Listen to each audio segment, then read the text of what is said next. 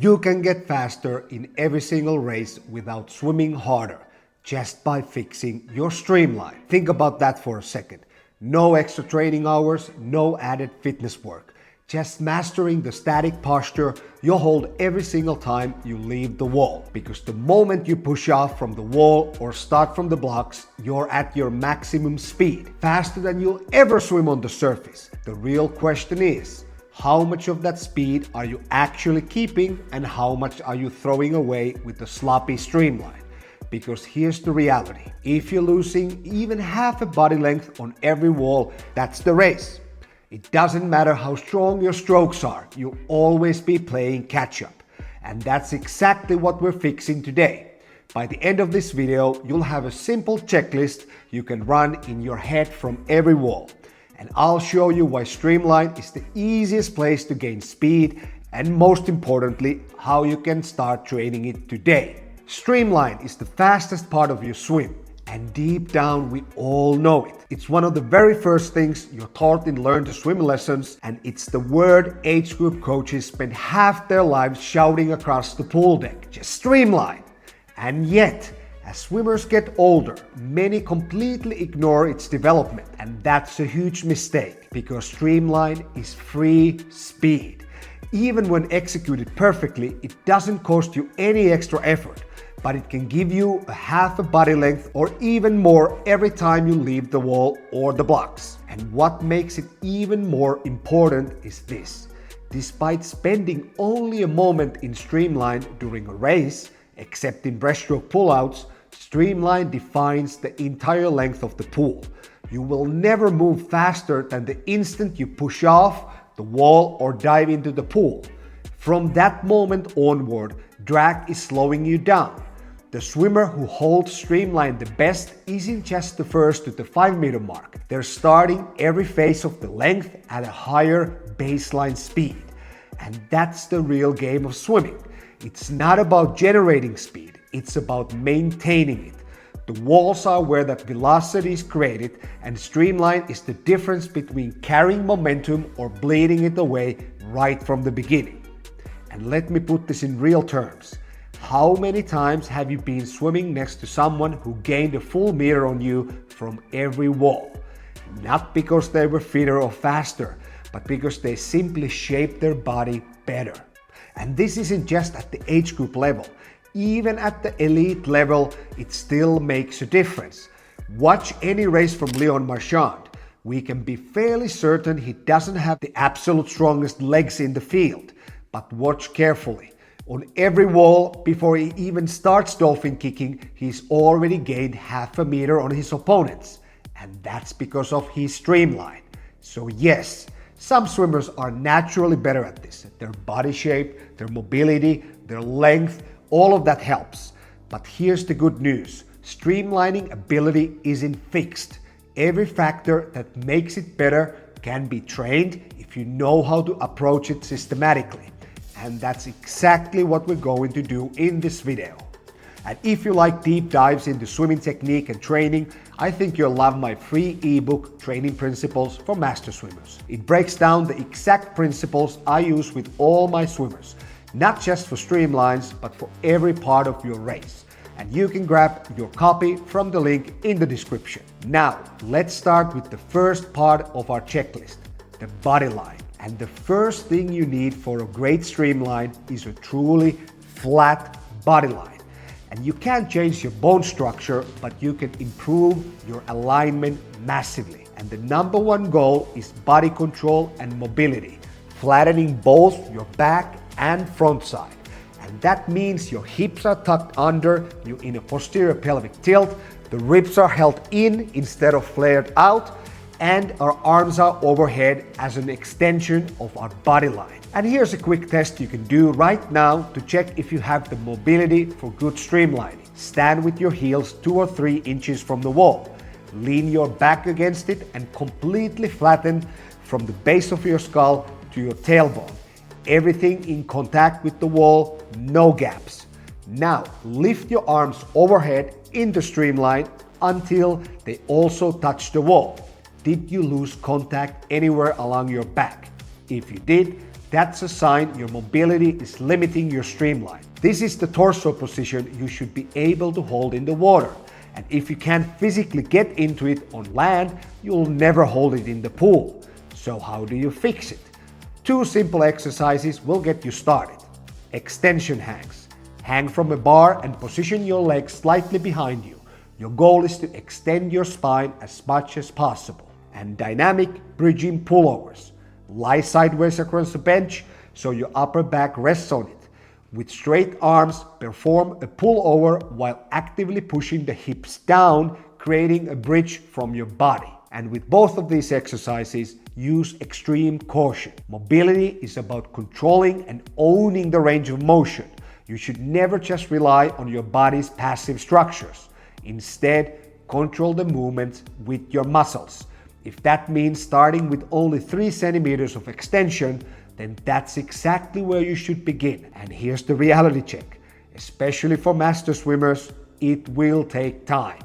If you haven't demanded this type of extension from your upper back in decades, it won't fix itself in a month. Do extension hangs daily, add pullovers 2 to 3 times per week, and you'll move steadily towards your goals. But mobility is only half of the equation.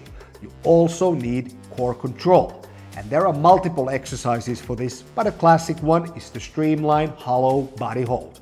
So lie on the floor, glue your lower back and head to the ground while holding your arms overhead in a streamline. Keeping your legs straight, lift them just an inch off the floor. Hold until your core and entire body starts to tremble. Rest a minute and repeat 3 to 5 times. And do this 2 or 3 times per week until you can hold it for 60 seconds with ease. And once you worked on mobility and core control, the next step is bringing that awareness into the pool. And here's where filming yourself is really useful, because what you feel as straight and flat often isn't. Most master swimmers think they're streamlined, but the video shows the lower back arched, the upper back rounded, and the hands pointing down, instead of lining up with the body. The goal is to bring your sensations and reality closer together. At first, what feels straight might look bent on video, but with practice, those two can start to match, and you can be sure your sensations are guiding you in the right direction. And once you got the body line under control, the next piece of the puzzle is your arms. This is the tip of your vessel, the very first thing that cuts through the water, and the sharper and narrower you can make it, the faster you'll travel. So your job is to fuse the arms into one. If you double joint it, this comes easier. But with practice, anyone can get closer to forming that knife blade shape out of 2 separate forearms. And it's simple.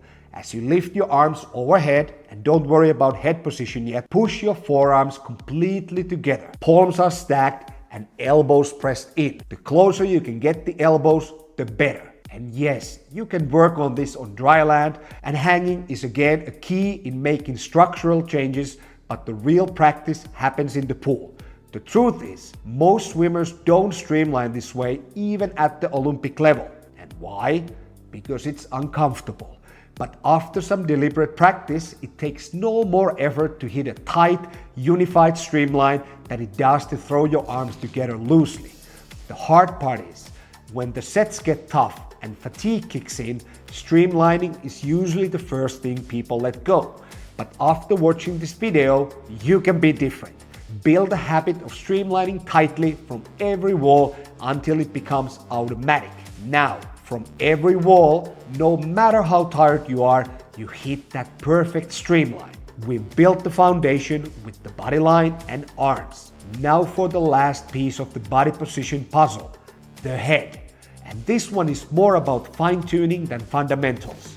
But it's where a lot of swimmers get stuck chasing a so-called perfect textbook position. And the optimal position would be to have your head squeezed between the arms, biceps glued to the ears, equal surface showing in front and behind of the arms. And that sounds neat, right? But here's the truth. The body line and the arm arrow matter more than forcing your head into that ideal. For most swimmers, tucking the chin slightly and letting the head sit just under the arms actually makes it easier to hold both the flat body line and the unified arm position. Of course, that only works if your shoulders have the flexibility to get there. For others, pressing the head slightly above the arms keeps everything else tighter. And that's fine too, because there is no single right head position. The rule is simple. Keep it as covered from the water flow as much as possible while still letting you hold the flat body line and the narrow arm arrow. If the chosen head position helps you reduce drag and stay straight, then it's the right position for you. We've now covered the three big technical pieces of body position: the body line, the arms, and the head. And there wasn't anything revolutionary about the body shape here. If you've been swimming for a while, you've heard the commands 1,000 times. Straighten out, elongate your streamline, and tuck your head between the arms. But here's the catch. Your streamline doesn't actually start in the glide. It starts the instant you push off the wall. It's the split second your legs detach from the wall or as you enter the water from the start that decide whether your streamline holds or collapses. And this is where most swimmers go wrong. Instead of pushing into the straight line we've been talking about, they overextend. That overextension arches the lower back and sends the legs drifting upward, breaking the line before it's even begun. And this can easily be tested by yourself. Just push off, glide passively, and watch what your legs do. If they hover upward, you've overarched, and it's natural. You want to use your posterior chain to extend the hips as powerfully as possible during the push-off. But the key is to stop at full extension of the hips and not hyperextend. The push-off should feel like you're projecting that perfectly straight body line directly forward with the legs snapping in directly behind you. Hold that slight posterior pelvic tilt, keep the core aligned, and the power goes exactly where you want it, forward. And it's a little different off the start. The clean entry sometimes forces you to arc your back for a split second to slice into the water. But the moment your body is fully submerged, the legs should reconnect to the straight line and lock into your streamline. And lastly, the million-dollar question: how deep should you go?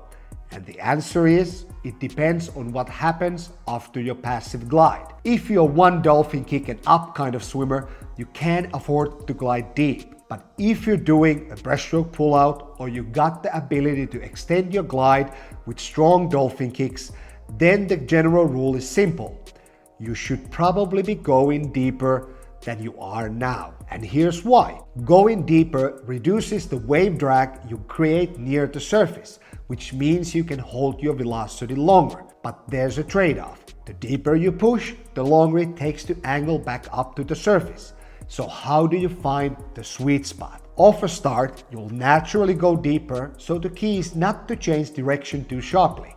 That will kill speed. From turns, the trick is to push off slightly downward so you at least glide under the wave you carried into the wall. And after that, it becomes individual. It depends on your dolphin kick, your pullout, and your ability to hold speed underwater. But here's the key takeaway. Don't leave your depth under guesswork. Try different push-off angles out to 15 meters and let the stopwatch show you which one is the fastest. That's how you lock in your personal best trajectory. So here's my challenge to you. Next time you're at the pool, test 3 different depths of the wall: shallow, medium, and deeper, with everything included: your dolphin kicks or pullouts, your surfacing, and a few strokes of swimming. Get a time for each one. The stopwatch will tell you which is the fastest, and that's your clue to finding your optimal trajectory. And finally, it's easy to talk about the perfect streamline and even to train the needed mobility and control for it. But in the end, what brings everything together is actually training it in the water. So let me ask you this. When was the last time you really trained streamlines? I don't mean just thinking about it on a push-off, but deliberately creating a training set with feedback, something that shows you if you're actually improving. If you swam as a kid, maybe the last time was back at age 12. And if you didn't go through age group swimming, then maybe the answer is never. But we all recognize it. That swimmer who can push off the wall and just glide to 20 meters. It looks effortless, almost like they're built for water. Sure, some of that comes down to natural feel and body shape, but instead of just admiring those great gliders, we should ask, what's actually behind that ability? And it's the principles we just covered. Your body line, your arms, the head position, push off, and optimal depth. And the best way to build that capacity for yourself isn't hoping you're naturally good in them. It's training Streamline deliberately, just like any other skill. And that's the magic of practice. If you have a general idea on what to work on and you set up a clear feedback loop to measure progress, you will improve. And for passive Streamline training, there are two categories of sets you should include: length sets and speed sets. And the length sets are simple. Your only goal is to glide farther underwater with the force you applied off the wall or blocks. And every swimmer should have this in their program because the foundation of racing is sustaining the velocity you created on the wall. If you can maintain it longer without even moving, it spills over into every other part of your race. And it's so easy. Just push off, glide underwater for as long as possible, mark the distance, and repeat. The results might shock you, but not really, because this is how skill training works. Even after just a few tries, you might glide 5% farther. Now imagine doing a few reps of this 3 times a week for 3 months. Now, speed sets require a bit more setup, but they're the most effective way to dial in your trajectory and depth. If you got a training partner, have them time your push-offs or starts into 5, 7, or maybe 10 meters. For breaststroke, this helps you optimize that longer pull-out glide. For the other strokes, it's about holding as much velocity as possible for that 1 second before you transition into your dolphin kicks or breakout. Do a rep, get a time, and then repeat, and let the stopwatch show you what really works. And I know, Streamline itself isn't a huge portion of your race, but that 1 second passive glide at the start of every length, it sets the velocity you'll carry into underwater movements and surface swimming. If you get that right, and you just added free speed to every race you swim. So here's your Streamline checklist. The 5 things to run through your mind every single wall. Body line straight, hips tucked, arms fused into a knife, head in the position that keeps the line and arm knife intact. Push off straight into the body. Find your optimal depth through practice, and if you do these, every wall becomes free speed. No extra effort, no extra training hours, just pure efficiency. And that adds up across every length of your race. And here's the real takeaway. Walls decide races. You don't need a new stroke, a new kick, or even more fitness. You need to stop giving away free speed. And Streamline is the simplest, most overlooked way to do it. So if you want to take your swimming to the next level, hit subscribe now. And if you're ready for direct feedback and a personalized plan, book a free one-to-one coaching call with me using the link in the description. And see you in the next one.